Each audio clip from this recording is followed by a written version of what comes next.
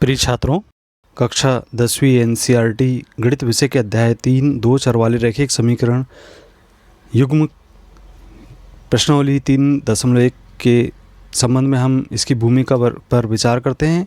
इसके अंतर्गत हमने पूर्व की कक्षा 9वीं में अध्ययन किया था कि दो चर राशि वाले रैखिक समीकरण क्या होते हैं। तो एक चर राशि वाले रैखिक समीकरण x धन b बराबर 0। तो इसमें जो पद दिए गए हैं उन पर विचार करें। तो यहाँ पर हम देख रहे हैं कि चर और अचर पद दिए गए हैं। तो यहाँ पे चर पद x के रूप में है, जैसे ऐसी राशियाँ जिनका कोई निश्चित मान नहीं होता है, जैसे x, y, z। एग्जाम्पल के लिए हम इसमें समझते हैं कि किस प्रकार की राशियाँ, जैसे प्रतिदिन पौधों की लंबाई में वृद्धि। तो प्रतिदिन के अनुसार सोमवार, मंगलवार, बुधवार, गुरुवार, शुक्रवार, शनिवार, रविवार पौधों की लंबाई में वृद्धि क्रमशः हो रही है। 5 सेंटीमीटर, 6 सेंटीमीटर, 7 सेंटीमीटर, 8 और 9, 10 और 12 सेंटीमीटर हो रही है। तो ये इस प्रकार की राशियाँ चर राशियाँ कहलाएंगी जिसमें मान परिवर्तित हो रहे हैं। और अचर राशियाँ a तथा b के रूप में लिख रहे हैं। तो वह संख्या जिसका एक निश्चित मान होता है उसको हम अचर राशि कहते हैं। जैसे कक्षा 9वीं के प्रत्येक विषय में प्राप्त अंक ये अचर राशि के रूप में रहेंगे। आइए अब विचार करते हैं हम ax धन b पर, जिसमें हम देख रहे हैं कि ये एक बीजी व्यंजक कहलाता है।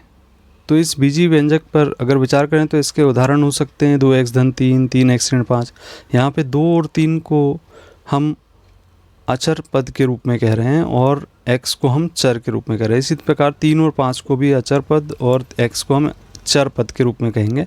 तो यहाँ पे इन अचर और चर से मिलकर हमें बीजी व्यंजक से यदि इसके बराबर 0 रख दें तो एक समीकरण प्राप्त होता है, जैसे 2x धन 3 बराबर 0।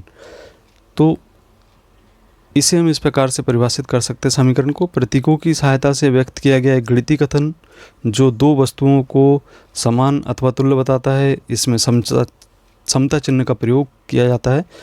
तो अब हम रैखिक समीकरण को परिभाषित करें, जिसमें चर राशि की अधिकतम घात 1 होती है तथा कार्तीय निर्देशांक पद्धति में एक सरल रेखा निरूपित करती है। तो ये रैखिक समीकरण के रूप में परिभाषित हो गया। अब हम इसके एग्जाम्पल पर विचार करें तो जैसे 2x धन 3y बराबर 14, ये रैखिक समीकरण का उदाहरण हो गया आपका दो चर वाले।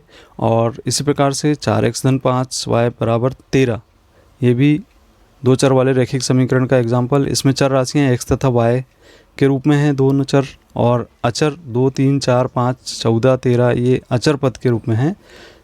इसका व्यापक रूप परीक्षा में पूछा जाता है। तो ax धन b y धन c बराबर 0 होता है। और यहाँ पे a b c वास्तविक संख्या है और a b का मान 0 के बराबर नहीं होना चाहिए। दो चरों वाले रैखिक समीकरण युग्म इस प्रकार से लिखे जा सकते हैं। युग्म की बात कर रहे हैं तो a1x धन b1y प्लस c1 बराबर 0 और a2x धन b2y धन c2 बराबर 0, जहाँ पे a b c वास्तविक संख्या है और a1 का वर्ग धन b1 का वर्ग बराबर नहीं 0 के, और a2 का वर्ग धन b2 का वर्ग बराबर नहीं है 0 के। इसके उदाहरण देखें हम तो दो चर वाले रैखिक समीकरण युग्म के उदाहरण होंगे 2x धन 3y ऋण 7 बराबर 0 और 9x ऋण 2y धन 8 बराबर 0। ये इसके एग्जाम्पल हो गए। ये रैखिक समीकरण युग्म कहलाएंगे दो चर वाले। आइए अब हम विचार करते हैं कि यदि इनका ग्राफी निरूपण किया जाए तो क्या होगा। यदि एक ही तल में दो रेखाएं होती हैं तो निम्न में से केवल एक ही संभावना हो सकती है। पहली संभावना क्या होगी कि दोनों रेखाएं एक दूसरे को एक बिंदु पर प्रतिच्छेद करती हैं, जैसा कि चित्र में दिख रहा है। और दूसरी संभावना ये हो सकती है कि दोनों रेखाएं प्रतिच्छेद नहीं करती हैं, अर्थात वे समांतर हैं। तो दो समांतर रेखाएं दिख रही हैं।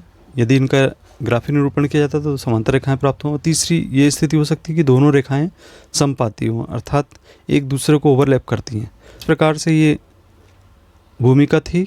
आशा करता हूँ कि वीडियो आपको पसंद आया होगा। मिलते हैं अगले वीडियो में। धन्यवाद।